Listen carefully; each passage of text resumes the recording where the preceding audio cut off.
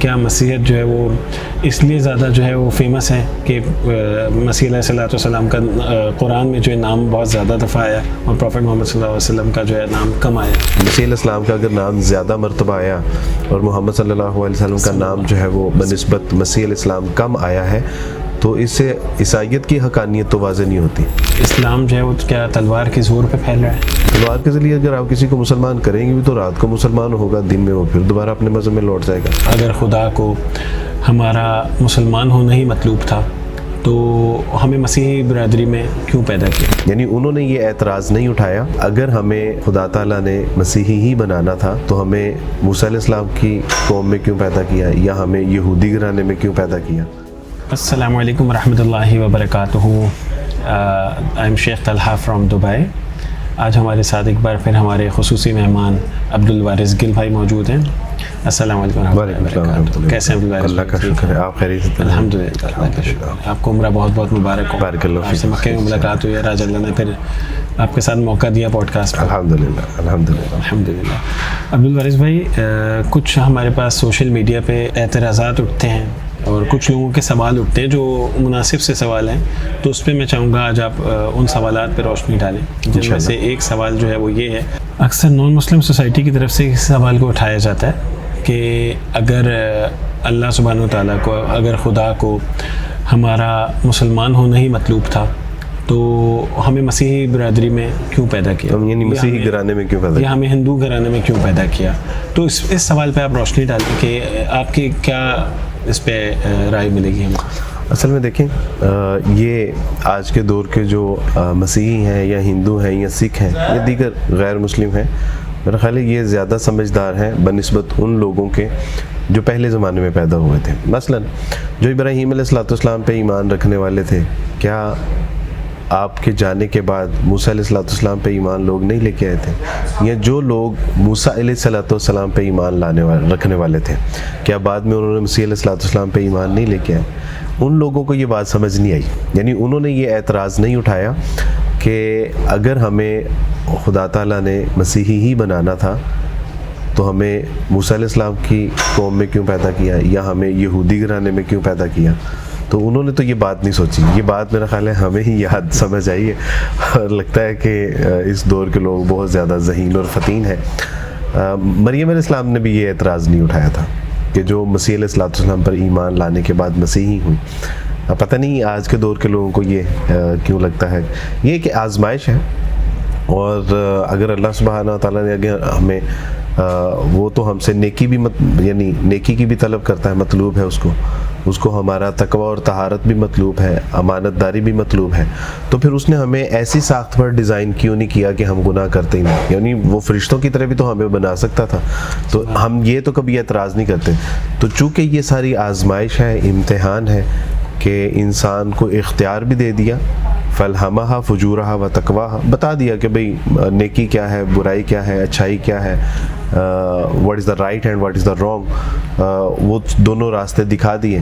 اس کے بعد اختیار دے دیا کہ میرے بندے, میں نے تجھے پیدا کیا, میں تیرا خالق ہوں, مالک ہوں, رازق ہوں, دیکھتا ہوں کہ میں تو اب میری طرف آتا ہے یا شیطان کی طرف جاتا ہے. تو یہی تو آزمائش ہے کہ پیدا کر دیا ایک ایسے گھرانے میں جہاں اللہ سبحانہ تعالیٰ کو جو ہے وہ 3 خداؤں میں جو ہے وہ مانا جاتا ہے یا 33 کروڑ کے ساتھ مانا جاتا ہے, اور اس کے بعد سمجھ آ جانے پہ کہ حق کیا ہے اور باطل کیا ہے, کیا اس کے بعد بھی یہ صحیح روش اختیار کرتا ہے یا نہیں کرتا. تو میں سمجھتا ہوں کہ آج کے لوگوں کو یہ بات سمجھ آئی, اس دور کے لوگوں کو یہ بات سمجھ نہیں آئی. اس دور میں سوشل میڈیا نہیں تھا, اس دور میں سوشل میڈیا ہے, اور یہ ایک فتنہ ہی ہے ایک طرح سے کہ انسان ہر چیز سمجھتا ہے کہ ہم گوگل پہ سرچ کر لیں, ہر چیز سمجھتا ہے کہ ہمیں فتویٰ مل جائے گا فیس بک سے, گوگل سے اور یوٹیوب سے. لیکن جن لوگوں کا یہ اعتراض ہے ان کو اس بات پہ غور کرنا چاہیے کہ اگر اللہ سبحانہ تعالیٰ صرف ہم سے یہی مطلوب نہیں کرتا, اس کو ہم سے صرف اس کو یہی تقاضا نہیں ہے کہ یہ اچھا سچا پکا انسان بن جائے, یہ تقوی اور طہارت والا بن جائے, یہ نیک اور صالح بن جائے, تو پھر ہم یہ بھی اعتراض کر سکتے ہیں کہ اللہ نے ہمیں بائی فالٹ ایسا کیوں نہیں بنایا, نہیں بالکل مثل فرشتہ کیوں نہیں ہمیں بنایا. سبحان اللہ, جزاک اللہ خیر. شیخ, دوسرا ایک سوال ہے جو بہت ایک کامن سوال ہے, اور یہ پاکستان میں, انڈیا میں زیادہ اس پہ سوالات اٹھتے ہیں. پوری دنیا میں اسلام پھیل رہا ہے, لیکن وہاں تو اس طرح کے سوالات نہیں اٹھائے جاتے جو ہمارے بھائی اٹھاتے ہیں. کہ اسلام جو ہے وہ کیا تلوار کے زور پہ پھیل رہا ہے؟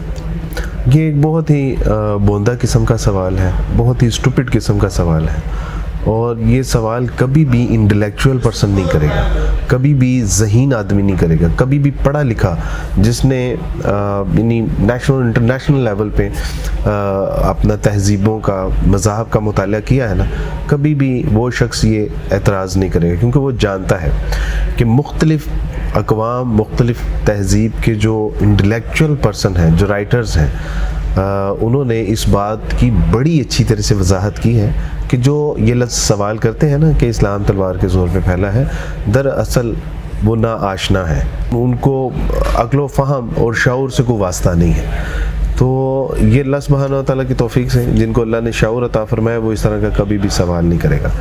آپ دیکھیے WD آرنلڈ اور اس کے علاوہ یورپین مصنف کی درجنوں سے زائد کتب ہیں کہ جس میں انہوں نے حوالے دیے ہیں کہ اسلام اپنے اخلاق، معاملات، کردار، عقائد و نظریات اور تعلیمات کی بنا پہ جو ہے وہ پھیلا ہے۔ آپ مجھے بتائیے کہ رسول اللہ صلی اللہ علیہ وسلم، ابھی ہم مکہ میں تھے اور کوہ صفا پہ میں جب گیا تو کوہ صفا پہ دیکھا کہ یہاں پہ نبی صلی اللہ علیہ وسلم ایک واحد شخص تھے کہ جنہوں نے کہا کہ یا ایھا الناس قولوا لا الہ الا اللہ تفلحوا۔ وہاں پہ جن لوگوں نے اسلام قبول کیا رسول اللہ صلی اللہ علیہ وسلم، کیا ممکن تھا وہاں پہ تلوار کا استعمال کرنا؟ جہاں پہ عمر فاروق رضی اللہ تعالیٰ عنہ جیسے، جہاں پہ ابو جہل اور ابو لہب جیسے، جہاں پہ اپنے بھی پرائے ہیں، ویسی شخصیات کہ جن کا ڈنکا پوری دنیا میں یعنی دور دور تک عرب میں ڈنکا بجتا تھا، کیا ان لوگوں کی موجودگی میں تلوار کا تصور بھی کیا جا سکتا تھا؟ اس کے بعد آپ دیکھیے کہ رسول اللہ صلی اللہ علیہ وسلم یعنی جیسے ہی آپ کے اخلاق، معاملات، کردار کے ذریعے سے اسلام پھیلتا ہے، پھلتا ہے، پھولتا ہے، اور ایسے مواقع بھی آئے کہ دشمن کو وہاں پہ قیمہ اور بوٹی بنایا جا سکتا تھا لیکن درگزر کیا، اس کی وجہ سے اور اسلام پھیلا۔ ہمارے سامنے فتح مکہ کا ایک بہت بڑا ایونٹ ہے کہ جہاں پہ مکہ والوں کی یعنی مشرکین کی گردنیں ماری جا سکتی تھیں، لیکن رسول اللہ صلی اللہ علیہ وسلم سب کو معاف کر دیا، اور سب سے زیادہ اسلام ایک وقت میں سب سے زیادہ اسلام قبول کرنے والوں کی تعداد بھی وہیں پر تھی۔ اس کے علاوہ آپ دیکھیے کہ آج چلے پاک و ہند کی تو جو ہے وہ آپ کو یقین نہیں آئے گا، میں بتاؤں گا کہ یہاں پہ بھی لوگ الحمدللہ اپنے ذاتی مطالعے سے اسلام قبول کر رہے ہیں، اس کی جو تعلیمات ہیں اس سے متاثر ہو کے اسلام قبول کر رہے ہیں۔ مجھے آپ بتائیے کہ فرانس جیسا ملک جو اسلام اور اہل اسلام سے شدید نفرت رکھتا ہے، وہاں تلوار کا کوئی تصور کیا جا سکتا ہے؟ آج وہاں پہ کیوں لوگ اسلام قبول کر رہے ہیں؟ امریکہ جیسی اسٹیٹ، امریکہ جیسی کنٹری کہ جو یعنی سپر پاور گردانی چاہتی ہے، ویسے تو حقیقی معنوں میں سپر پاور تو میرے اللہ کی ذات ہے، لیکن اسباب کی دنیا میں ہم دیکھ لیتے ہیں، ظاہری دنیا میں ہم دیکھ لیتے ہیں کہ امریکہ یعنی وہاں پہ جبراً کسی کو اسلام قبول کرنے کا تصور کیا جا سکتا ہے؟ یعنی جو فریڈم جس اپنا UK میں دیکھ لیجئے، روس میں دیکھ لیجئے، مختلف یعنی آپ بڑی بڑی کنٹریز میں دیکھ لیجئے جہاں پہ لوگ تیزی سے اسلام قبول کر رہے ہیں، کیا وہاں پہ یہ تصور؟ تو ایسا نہیں لگتا کہ جو یہ سوال کرنے والا ہے وہ کوئی اسٹوپڈ شخص ہے، وہ کچھ جاہل قسم کا یعنی ناخواندہ قسم کا وہ شخص ہے کہ جو اس طرح کا بے بنیاد سوال کر رہا ہے؟ تو اس لیے یہ سوال بالکل بے بنیاد ہے، اسٹوپڈ ہے، اور عقل سے عاری لوگوں کے یہ سوالات ہیں۔ تو وگرنہ آپ یعنی ٹھیک ہے، یعنی اس میں آپ بتا سکتے ہیں سندھ کا معاملہ آپ کہہ سکتے ہیں کہ جو ہوتا ہوگا، ہم نے وہاں پہ وزٹ بھی کیے ہیں، ہم نے وہاں پہ ورک بھی کیا ہے، ہمیں تو وہاں ایسی کوئی چیز نظر نہیں آئی۔ آپ پسماندہ علاقوں میں دیکھ سکتے ہیں کوئی انسیڈنٹ ہو سکتا ہے، وہ بھی رن اوے میریجز اور اس طرح کے marriages cases, love marriage cases ہوتے ہوں گے، لیکن جبراً آج کے دور میں کہ جہاں سوشل میڈیا پہ آپ اپنے گھر میں سالن بناتے ہوئے بھی دکھا رہے ہیں کہ جن میں سالن آپ شادی بیاہ پہ ناچ رنگ کرتے ہوئے دکھا رہے ہیں، اور وہاں کسی کو جبراً اسلام قبول کیا جائے تو وہ یہ آ کے نہ کہہ سکے کہ دیکھیں مجھے جب ہاؤ اٹس پاسبل۔ یہ بالکل اسٹوپڈ تھنک ہے، یہ بالکل ناخواندہ ذہنیت کے جو لوگ ہیں ان کے یہ سوال ہیں۔ تو میں معذرت کے ساتھ یہ عقل مند انسان، پڑھا لکھا باشعور شخص ایسا سوال کر ہی نہیں سکتا، بلکہ ان کو تو یہ سوچنا چاہیے کہ ابھی جیسے فرانس کا ذکر آیا کہ وہاں پہ حجاب پہ ہماری مسلمان بہنوں کے لیے پابندی ہے، ان کے ساتھ جو رویہ اختیار کیا جاتا ہے. لیکن جب کووڈ آیا تو اسی فرانس کی گورنمنٹ نے وہاں کہا سب کو کہ حجاب کرو، مینس ماسک پہنو ورنہ فائن آئے گا. جب اسلام کا حکم تھا تو اتنی نفرت کا مظاہرہ کیا کہ انہوں نے فائن کیا، لیکن جب اپنی ذاتی مفاد یعنی جان بچانے کا معاملہ ہوا تو سب کو الاؤ کر دیا. تو یہ دیکھیں یہ کیسی عجیب بات ہے. اللہ اکبر. اللہ تعالیٰ ہم سب کو. تو ایسی کنٹری میں جبرن اسلام کا کوئی تصور پیش کیا جا سکتا ہے؟ سبحان اللہ. ابھی آپ جب بات کر رہے تھے پروفٹ محمد صلی اللہ علیہ وسلم کی کہ ہمارے جتنے علماء کرام دیکھ لیں، جتنے ابھی اسلامک اسکالرز ہیں، جتنے آرگنائزیشنس ہیں، تو اس کے اندر ہم دیکھتے ہیں کہ لائک اور فالوورس کے لیے جو ہیں لوگ جو ہیں وہ بےتاب بھی رہتے ہیں، اور کچھ لوگ جو ہیں وہ دین کے لیے جو کام کر رہے ہیں جن کی انٹینشن صرف یہ ہے کہ اللہ کی رضا کے لیے فار دی سیک آف اللہ سبحانہ و تعالیٰ ہم دین کو پھیلا رہے ہیں، تو ان کو لائک اور فالوورس کی ضرورت نہیں رہتی. لیکن پیارے نبی کا تو کوئی سوشل میڈیا چینل ہی نہیں تھا اور ان کے فالوورس دیکھنے پوری 2.25 ارب لوگ جو ہیں اور فالوور جتنے وہ ہیں جو یہ سامنے ہیں، جتنے ہڈن ہیں وہ تو الگ ہی ہوں گے جنہوں نے اپنی فیملیز کو نہیں بتایا اور مسلمان ہو. بالکل صحیح بات ہے، بالکل صحیح بات. تو ان کا تو لائک اور فالوورس کی تو ہم کوئی لا تعداد ہیں. وہ تو دیکھیے آپ علیہ السلام کے اخلاق، معاملات، کردار تھے کہ جن سے متاثر ہو کے لوگ الحمدللہ حلقہ بگوش اسلام ہوتے ہیں. یہ تلوار کے ذریعے ہو ہی نہیں سکتا. تلوار کے ذریعے اگر آپ کسی کو مسلمان کریں گے بھی تو رات کو مسلمان ہوگا، دن میں وہ پھر دوبارہ اپنے مذہب میں لوٹ جائے گا. آپ دن میں اسے زبردستی مسلمان کریں گے، رات کو پھر اپنے مذہب میں لوٹ جائے گا. یہ تو عشق کا سودا ہے. اور بے شک یہ تو اللہ کے ہاتھ میں ہے کہ اللہ جس کو ہدایت جب دے دے، یہ تو اللہ کے ہاتھ میں ہے. بے شک انسان جو ہے بس یہ تو عشق کی تجارت ہے بھائی، یہ تو محبت کے سودے ہیں، یہ تو عشق کے عہد و وفا ہے. الحمدللہ. یہ سوال اٹھایا جاتا ہے جو میرے اپنے ذہن میں بھی کبھی آتا ہے سوال، لیکن کافی سوشل میڈیا پہ ہمارے پاس یہ سوالات آتے ہیں کہ کیا مسیحیت جو ہے وہ اس لیے زیادہ جو ہے وہ فیمس ہے کہ مسیح علیہ السلام کا قرآن میں جو ہے نام بہت زیادہ دفعہ آیا اور پروفٹ محمد صلی اللہ علیہ وسلم کا جو ہے نام کم آیا.